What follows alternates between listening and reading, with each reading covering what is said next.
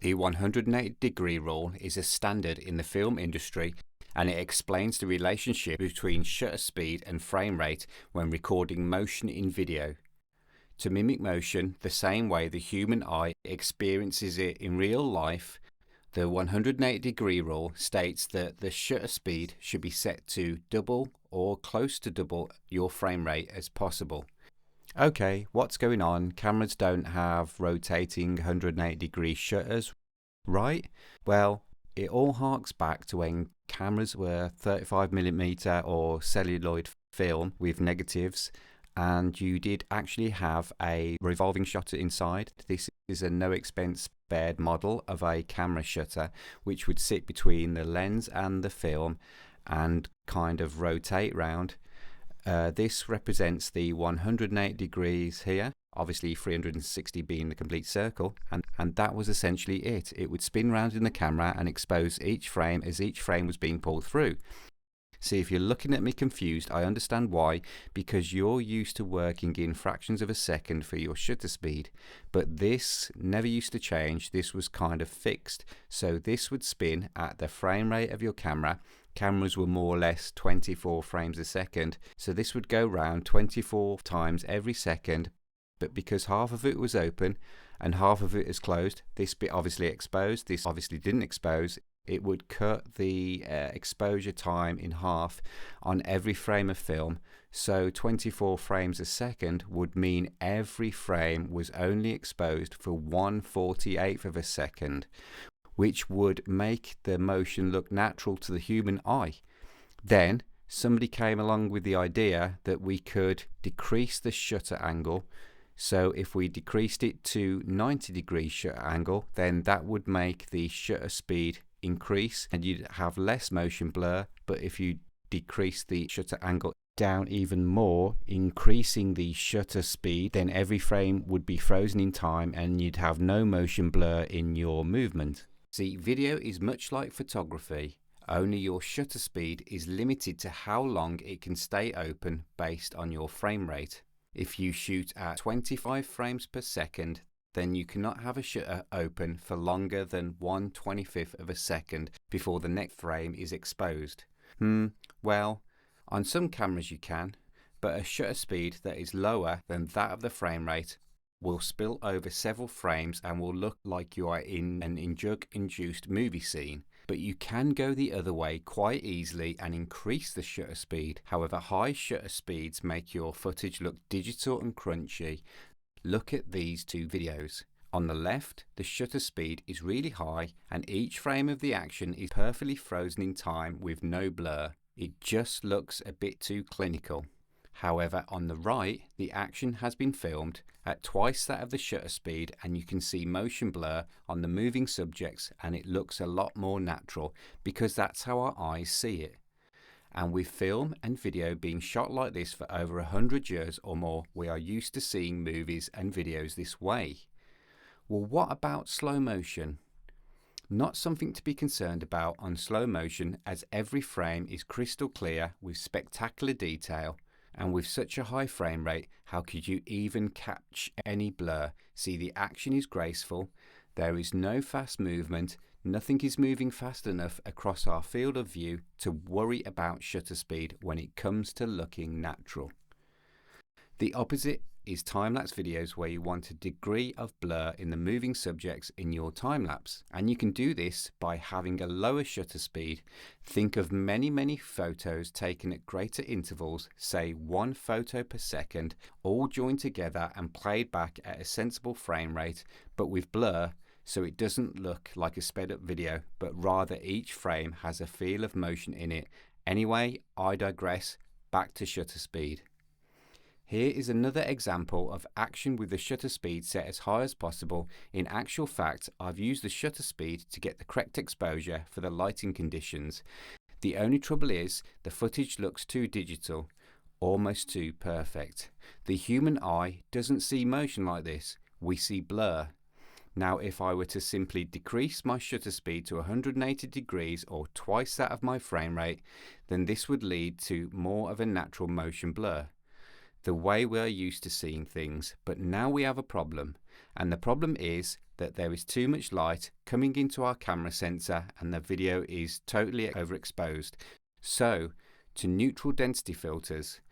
Neutral density filters will act very similar to the way sunglasses work for us, except neutral density filters don't or shouldn't change the color of your scene, nor do they block ultraviolet light unless they are specifically specified or designed to do so. So please don't do what I've seen one guy do and make a pair of sunglasses out of ND filters. It's just not worth the risk, and as a photographer, I'm pretty sure your eye health is important to you.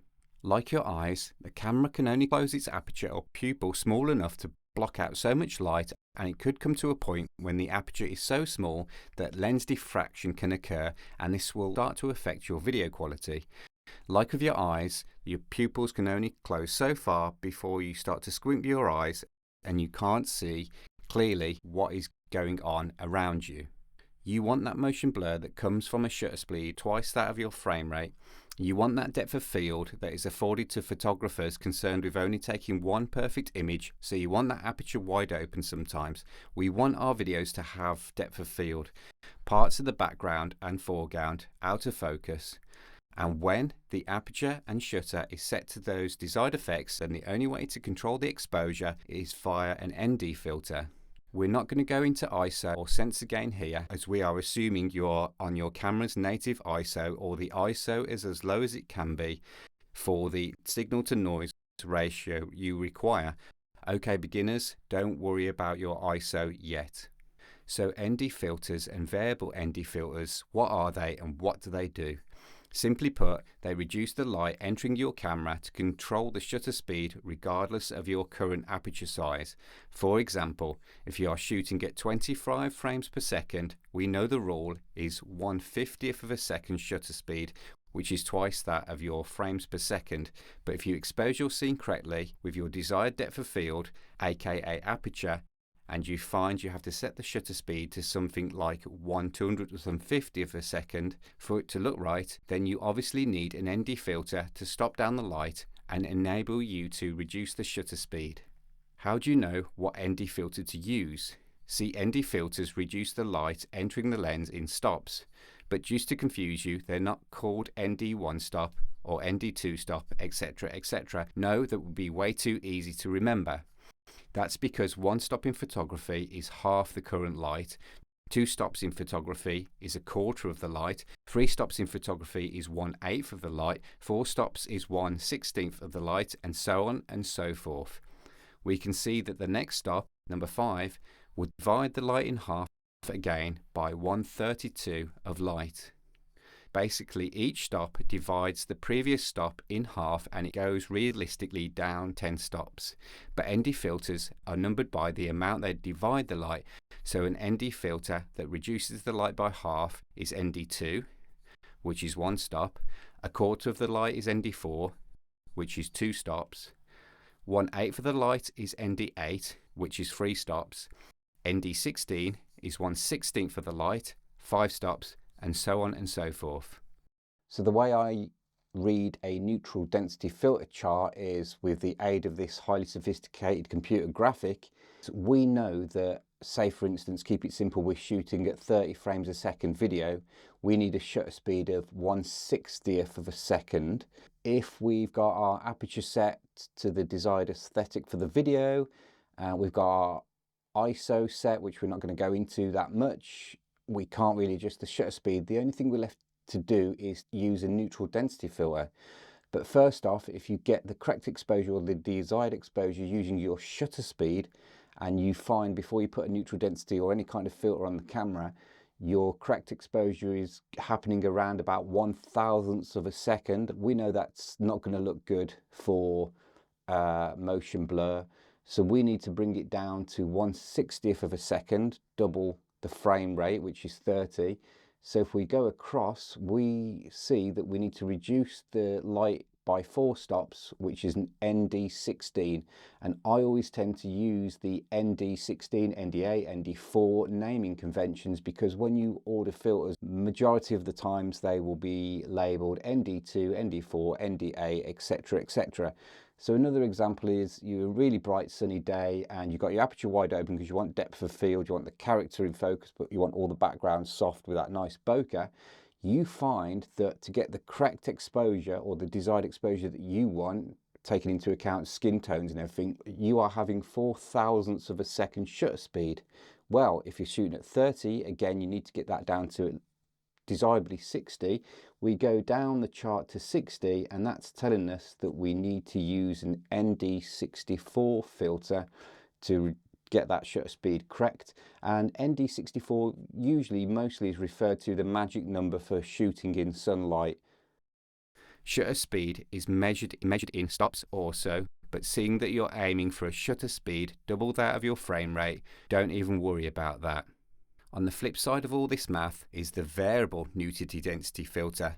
Most range from ND2, remember 1 stop, to ND400 at 8 2/3 of a stop. Just don't worry about that. With your variable nudity density filter, just set your aperture and shutter speed to the desired effect, and then adjust your neutral density filter till you get the desired exposure. Turn it too far though and you'll get the dreaded X effect, where the 2 sheets or discs of specially coated glass are misaligned and they're not doing their job they're designed to do. Don't go cheap either.